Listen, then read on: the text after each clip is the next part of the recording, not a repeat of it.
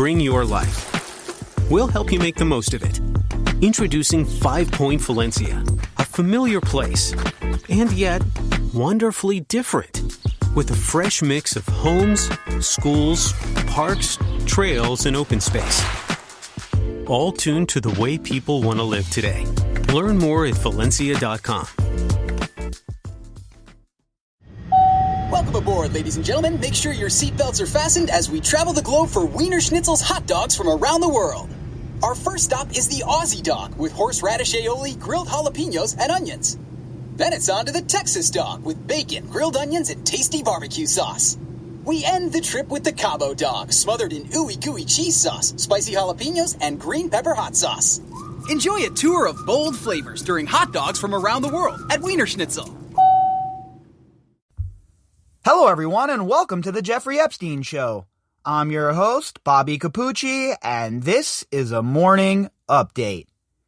Ghislaine Maxwell is currently rotting away in a jail cell. And people still think that she's not going to rat on Prince Andrew or the other co-conspirators. While I might not know Ghislaine Maxwell as much as Christopher Mason does, I do know that when people get caught up in situations like this, it is all about self-preservation. And if Ghislaine Maxwell thinks giving up Prince Andrew is going to get her a quicker jaunt out of that jail cell, if she thinks that it's going to shave years off of her sentence, then you better believe she is going to rat out whoever she thinks is going to help her in the long run. There is no honor amongst thieves. There is certainly no honor amongst sex traffickers. And these people have all lived a pampered lifestyle. They have all lived in the lapses of luxury. None of them know what it's like to go to bed hungry. None of them know what it's like to worry about how they're paying their bills or paying for their next meal or buying their kids the newest Jordans for school. They don't know about any of that. Their whole lives were lived without any problems like normal folks like we have, right? All they're worried about is the consolidation of power. Where you're trying to put food on the table, they're trying to consolidate their power. And then, when the walls all come down and everything starts to get exposed, you see the roaches scurry. You see people getting thrown overboard or under the bus by their own co-conspirators. And we're already seeing that now, without superseded indictments, without overlapping cases. You see these people already freaking out. Look at how quick Dirty Dersh tried to pull Wexner into things. Look at how quick this one points at that one, and then that one points at this one. And this is just the very beginning, folks. The very beginning of watching them all transform from big, tough human traffickers to dirty, filthy rats. Our article today is from The Sun, and the headline is, Fiercely Loyal. Ghislaine Maxwell won't betray Prince Andrew over sex with Jeffrey Epstein survivor Virginia Roberts, says former pal. This article was authored by Allison Maloney.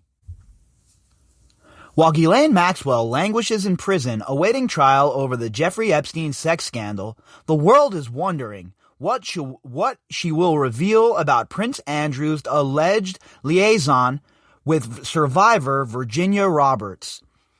And not what she will reveal, what has she revealed already? We don't know what has been talked about. We don't know what her lawyers have presented to the prosecution in hopes of getting some leniency. But what I will tell you is this. The second you get caught up in something like this, and the second the federal authorities know that there are co-conspirators, you better believe they are working you. They are kneading you. They are molding you into exactly what they want so that you end up doing their bidding. And that's how these prosecutors operate. What do you think? They don't know what they're doing in those interrogation rooms? Of course they do. How do you think they nail everybody on process crimes? They excel on getting people on process crimes, even if you might not have been involved with the original situation. If you have knowledge of it and they bring you in, well, next thing you know, you lie about it, you're caught up in a perjury trap, and before you know it, you're going to jail. Oh, it's okay for them to lie to you, though. You can't lie to them. When it comes to the feds, zero chance. So, I have to believe that Ghislaine Maxwell has already been talking. What she's been saying, I have no idea. I'm not privy to that information. But I will tell you this. If I was her lawyer, I would be all over her to come clean and talk about everything she knows while she's still going to do serious time. She might be able to get some more lenient conditions at the facility she ends up in, or whatever it may be. She will help herself in the end, at least a little bit, if she is giving up names. But in a bombshell interview with The Sun, the socialite, co-conspirator, fellow child molester, all-around scumbag, former friend Christopher Mason says Ghislaine will not betray the beleaguered prince, who denies the allegations against him. And again, I don't know Christopher Mason. I don't know Ghislaine Maxwell. And I certainly don't know the Joe Exotic of the Windsor family. But what I do know are criminals. And what I most certainly know are people who are facing charges like this, RICO charges, etc. And it is an uphill climb in the best of days for the hardest of people. All right? We're talking the hardest of gangsters, mafioso, you name it, have cracked under this sort of pressure. So for Christopher Mason here to try and pitch to me that Ghislaine Maxwell is going to be able to withstand the barrage and hold strong, hold the line, I find a very hard time believing that, especially considering these people are only concerned about self-preservation. Prince Andrew and Ghislaine were always fiercely loyal to each other, and she wouldn't give him up, he tells The Sun Online. I think she'll still have his back and will protect him to the last. Well, I'll tell you what. Sammy the Bull Gravano and John Gotti were super close. How did that work out? We can go on and on and on about people in criminal enterprises who were ratted on by good friends, other people involved in the business, etc., etc. Just because you're good friends does not mean you're not going to throw that person under the bus when you're staring down a life sentence in prison. I don't think U.S. prosecutors would have much of an appetite for shaming a British prince, but his refusal to cooperate with their inquiries may spur their determination to exert maximum pressure on Ghislaine to turn on him. I think that's a bunch of bullocks at this point.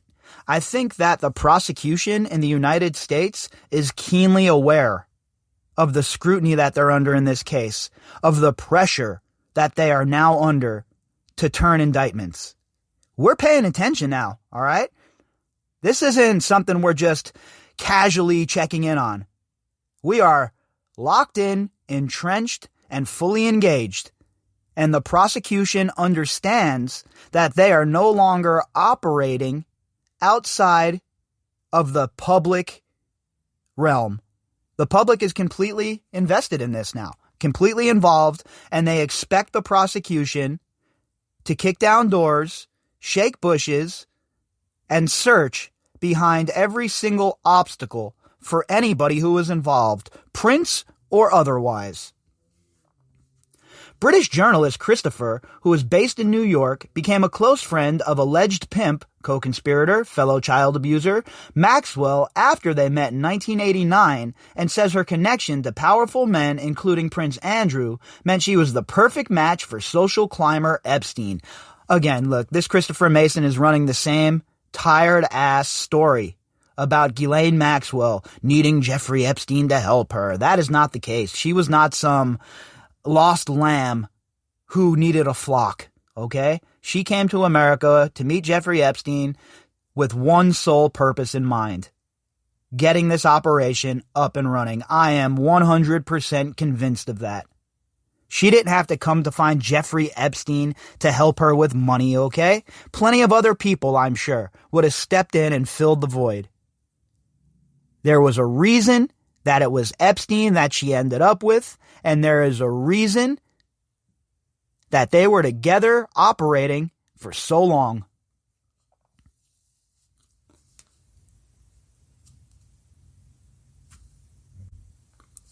As a couple, they hobnobbed with the likes of Donald Trump and wife Melania and former U.S. President Bill Clinton, and even going back before that, Trump's wife previously. I believe her name was Ivanka. I really don't follow that kind of trash. The guy's had like 100 wives. How am I supposed to keep up? He's like a Middle Eastern sheikh with all of the wives. He might as well just have a harem. I mean, he might as well just go all the way through with it and have a harem. Who can keep up with Donald Trump's sex life, personal life, wives, divorces? I mean, talk about a nightmare. Jeffrey was supremely ambitious, but he was never a cocktail party kind of guy, says Christopher. He was only interested in hanging out with the powerful people. Well, yeah.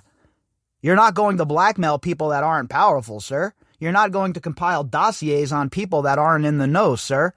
And you most certainly aren't going to waste your time or resources on people that can't further your ambitions.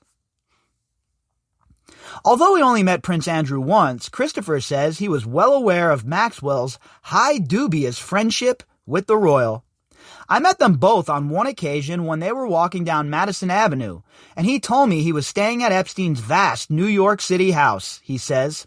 It seemed natural that, of course, if Prince Andrew was in New York, he would be hanging out with Ghislaine Maxwell because she cultivated powerful and socially prominent people. It was also the perfect instance of the kind of people Jeffrey was hanging out with. Look, there is zero doubt that Prince Andrew, a.k.a. the Joe Exotic of the Windsor family, was BFFs with Jeffrey Epstein and Ghislaine Maxwell. If you were to take out Virginia's accusations, okay, say none of that ever even occurred, even still, this disgusting, smarmy son of a bitch would have to answer for his tight relationship with this disgusting sex trafficker. Now, we jump back into reality, and we add Virginia's very credible accusation. And what we have here, folks, is a disgusting shit pie with one ingredient. That ingredient, Prince Andrew. This is a man who has no leg to stand on when it comes to a defense of his relationship with Epstein. And furthermore, not only his relationship with Epstein, but his super close, tight relationship with Maxwell. In a lawsuit filed in 2015, Virginia Roberts claimed that Epstein and Maxwell groomed her at 15 and trafficked her to Prince Andrew 3 times when she was 17. In Surviving Jeffrey Epstein, which airs on Crime and Investigation tonight, Virginia says the prince should be held accountable because he's an abuser. She adds, Prince Andrew is not the prince from the fairy tale stories you read. Before he abused me, Ghislaine does this guessing game, and he guessed right. I was 17. He compared me to his daughters, saying, oh, my daughters are a few years younger than you. And also, I've seen some comments on Twitter from some obviously people who have fell and hit their head and are suffering from some mental conditions, who point out that money was received and money was given, and yeah, you dumb idiot morons, that's called hush money, okay? That's what you do when you don't want people to talk, all right? These girls were trafficked against their will, and that money was hush money. Try and keep up with the story before you ask your ridiculous questions. And furthermore, I won't even bother engaging with people like that. It is not even worth my time, especially in some sort of Twitter-fueled nonsense.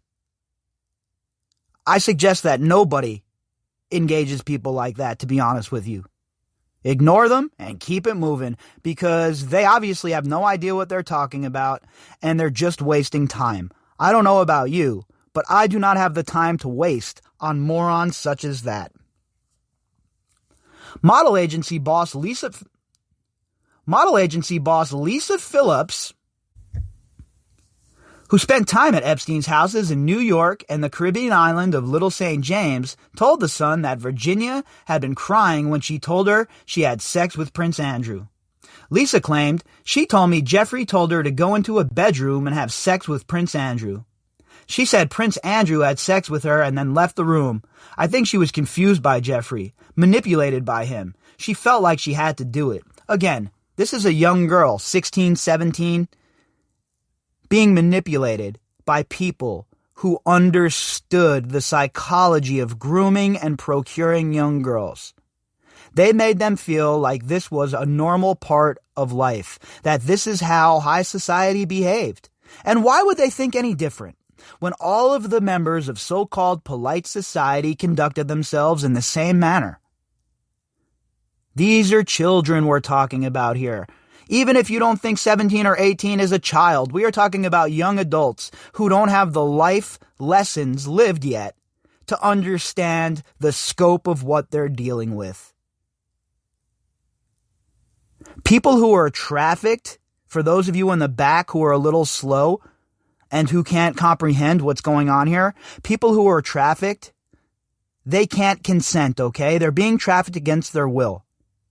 And there are a lot of nuances that go into that. And if you would educate yourself, you would understand that this is much more than just simply someone receiving money for their actions. And to look at it like that shows that you cannot comprehend what is going on here.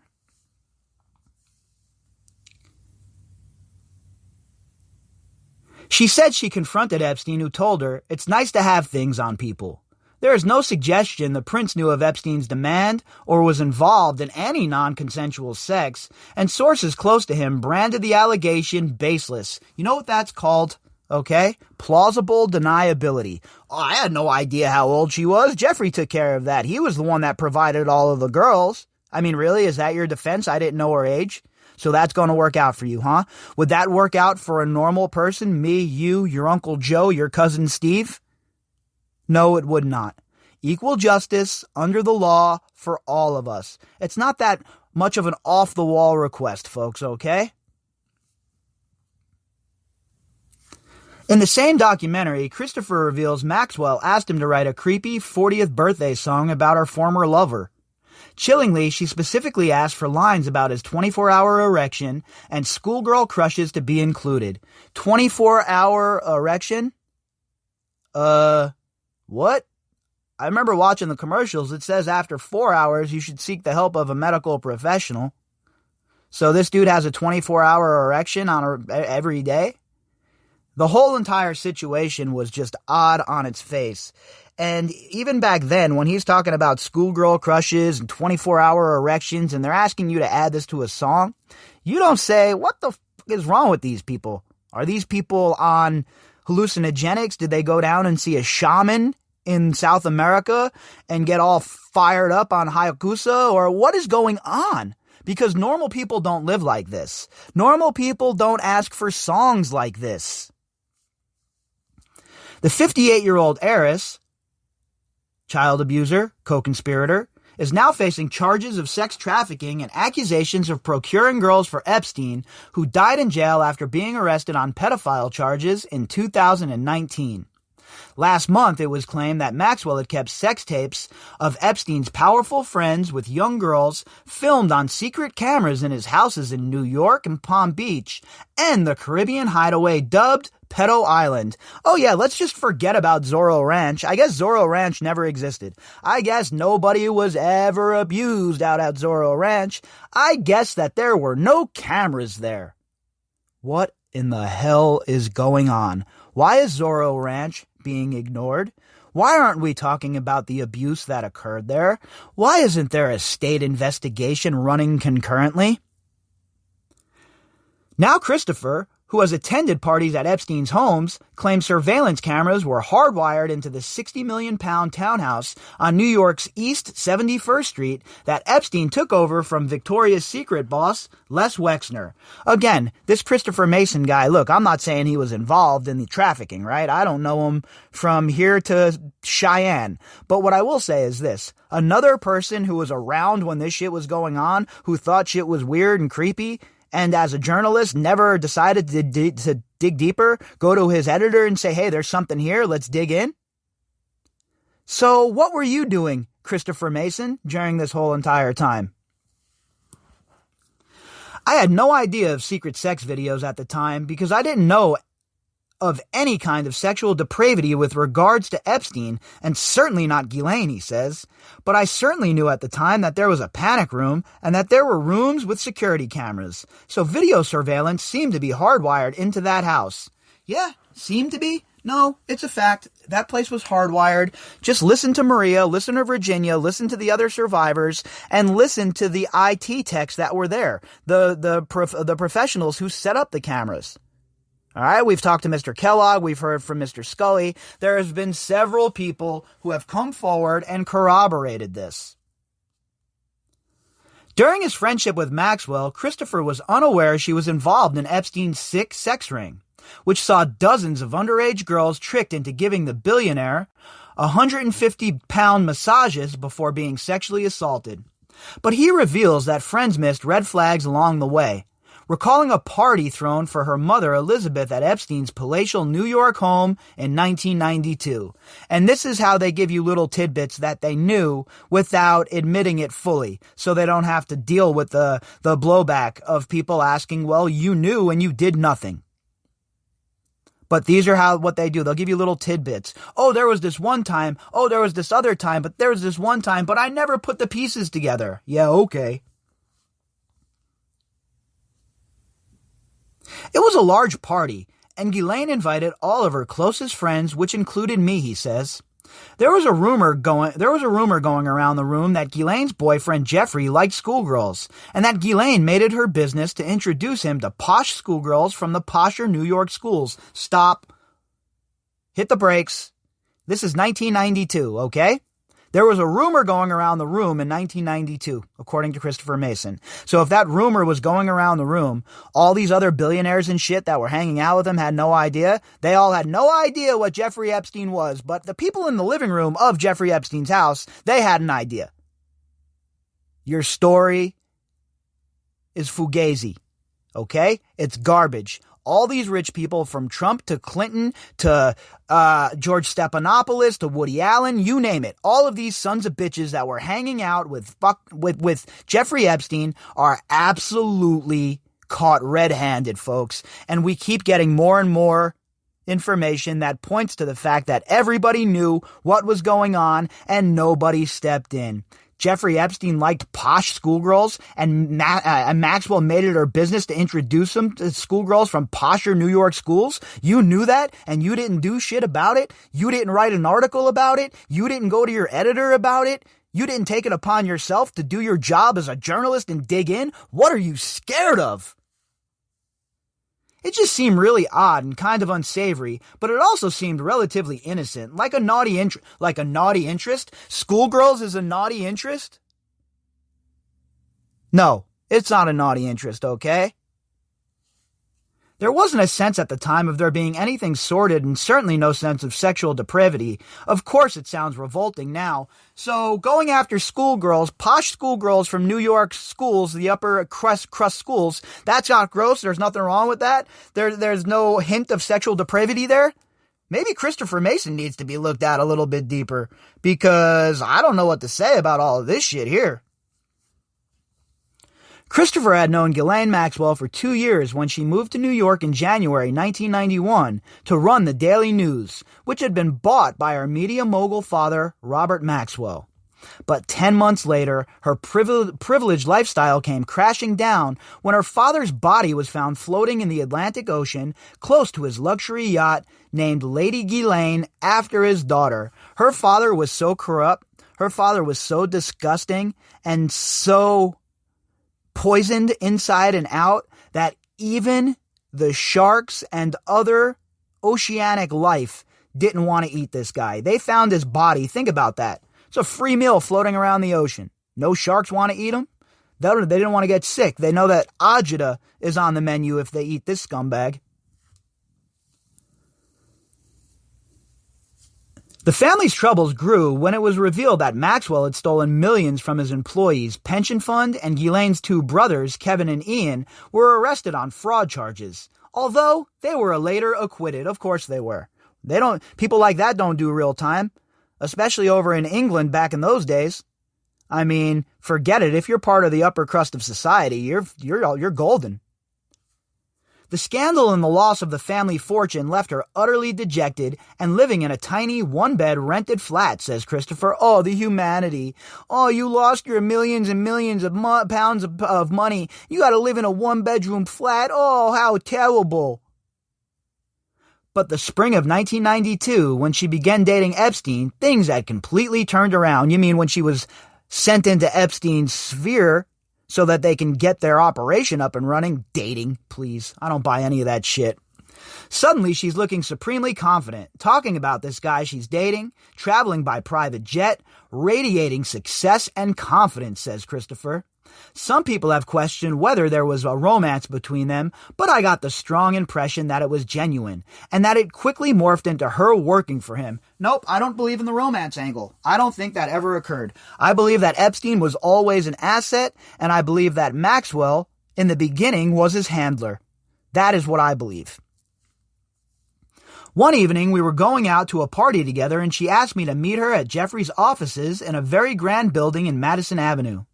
She told me that she was taking helicopter lessons and that she was running Epstein's multiple houses. It was a job where you have to be on your toes because he was demanding, but she seemed to relish that role. Christopher believes the relationship with monster Jeffrey filled the void left by her father's death. Yeah, no, I disagree again. I believe that Maxwell understood her role in this. She was sent by her handlers to get this going with Epstein. And this whole entire thing about her dad dying and Epstein filling that void, that is all part of the grand deluxe cover story that was put into place by whoever was running this. Her father was a famously swashbuckling rogue, a monster with a reputation for being very difficult. Speaking about her father, it was clear she knew he was difficult, but they were incredibly close, and she was devastated by his death. With Epstein, she also knew he was demanding, but she loved being indispensable to him. So it seemed like a sort of strange echo of her relationship with her father. And again, I've said it a lot. Maxwell was raised at her dad's knee. She was raised in the world of spycraft, and she understood very much so what she was getting herself into.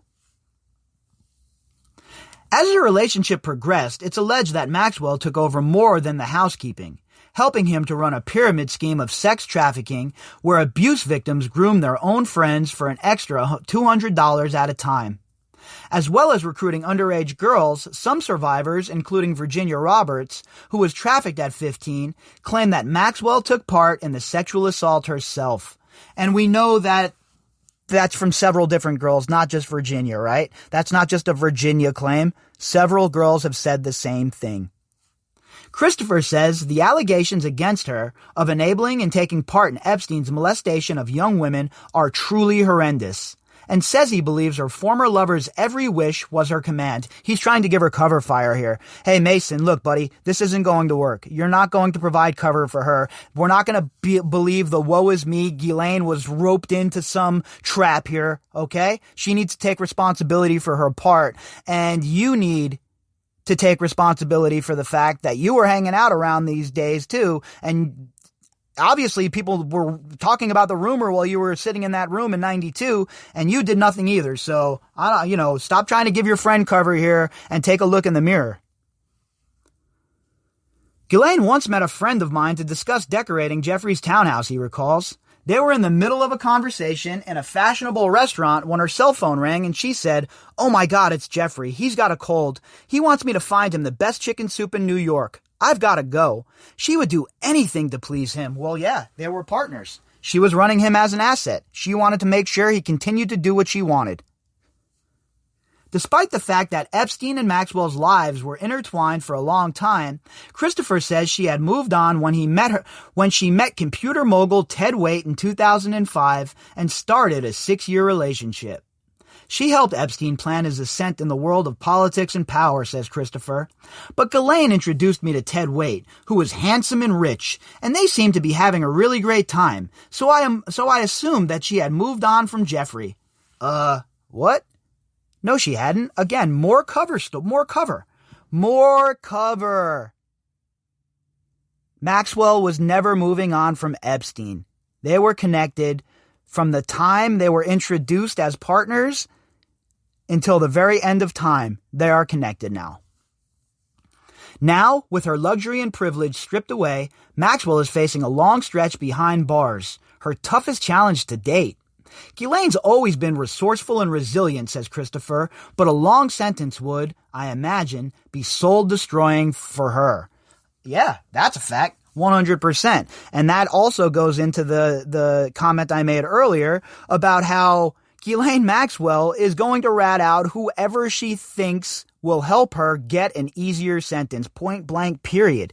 That is how these things go. That is how these things function. But for me, it is quite obvious, folks, now, yesterday, the day before, that everybody in these circles knew what was going on. Mason just admitted it. All the way back in 92, they were in the living room talking about the rumors of Jeffrey Epstein and young girls. So for any of these people to come forward and try and tell us, oh, we had no idea what was going on, please refer back to these articles that we have compiled and understand that every single person that was involved with Jeffrey Epstein that has issued a canned denial is lying, it would seem. All of these people who are trying to distance themselves from Epstein, who are trying to say they had no idea what was occurring, have done nothing but lie this whole entire time in order to save face. Instead of doing the right thing and coming forward and talking to authorities about what they know, instead, they decide to act deceitful. Instead, they act like they had no idea, when in reality, according to Christopher Mason, other sources, we know that everybody, at the very least, had an idea the kind of monster that Jeffrey Epstein was, and nobody in so-called polite society had the courage to do a thing about it. If you'd like to contact me, you can do that at bobbycapucci@protonmail.com. That's BOBBYCAPUCCI@protonmail.com. You can also find me on Twitter at BOBBY_CAPUCCI. All of the links that go along with this episode can be found in the description box.